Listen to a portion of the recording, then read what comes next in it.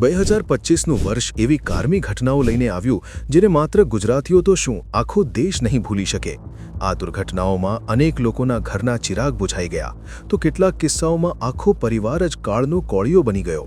આ ઘટનાઓના પડઘા માત્ર દેશ જ નહીં વિશ્વભરમાં પડ્યા।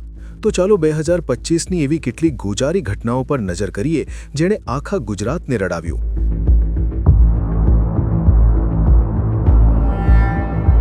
એ ઘટના જે માત્ર ગુજરાત જ નહીં સમગ્ર દેશના માનસપટ પરથી ક્યારેય નહીં ભૂંસાય।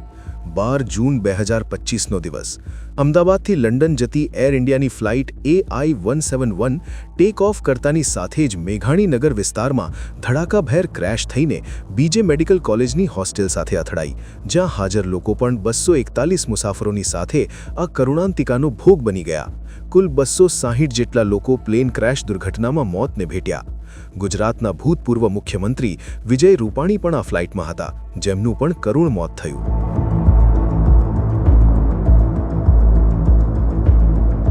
9 જુલાઈ 2025 પાદરાથી ભરૂચ જવાના રસ્તે મહીસાગર નદી પરનો ગંભીરા બ્રિજ સવારે 7:30 વાગે તૂટી પડતા 22 લોકો મોતને ભેટ્યા તો અનેક લોકો ઇજાગ્રસ્ત થયા। સૌરાષ્ટ્રથી દક્ષિણ ગુજરાતને જોડતો આ બ્રિજ તૂટી જતા આણંદ અને વડોદરા ગ્રામ્યનો સંપર્ક કપાઈ ગયો। આ ઘટનાએ તંત્રની બેદરકારી સામે પણ ઘણા સવાલો ઊભા કર્યા।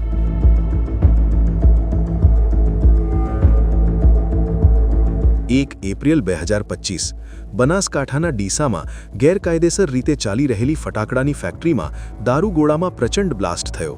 બ્લાસ્ટ એટલો ભયાનક હતો કે ગોડાઉનનું ધાબું જમીનદોસ્ત થઈ ગયું। બ્લાસ્ટ થતાં ફેક્ટરીમાં કામ કરી રહેલા શ્રમિકો ગંભીર રીતે દાઝ્યા, જેમાંથી 22 જેટલા શ્રમિકોનું દર્દનાક મોત થયું। બ્લાસ્ટ એટલો ભીષણ હતો કે દૂર દૂર સુધી માનવ અંગો ફેંકાયા। ફેક્ટરીમાં કામ કરતા મોટા ભાગના શ્રમિકો બહારથી આવેલા હતા, જ્યાં પોલીસે ફેક્ટરી માલિક તેના પુત્રની ધરપકડ કરી હતી।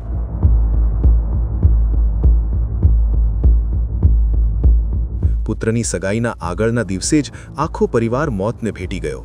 ગત 21 નવેમ્બરના રોજ સામે આવેલી આ કરુણાંતિકામાં ગોધરાના ગંગોત્રી નગર 2 વિસ્તારમાં રહેતા પરિવારને કાળ બરખી ગયો। મકાનમાં આગ લાગ્યા બાદ ગુંગળામણના કારણે દોષી પરિવારના 4 સભ્યો મોતને ભેટ્યા। પરિવાર પુત્રની સગાઈ માટે વાપી જવાનો હતો, જેની આગળની રાતે જ આખા પરિવારે જીવ ગુમાવી દેતા આખા રાજ્યમાં ચકચાર મચી ગઈ।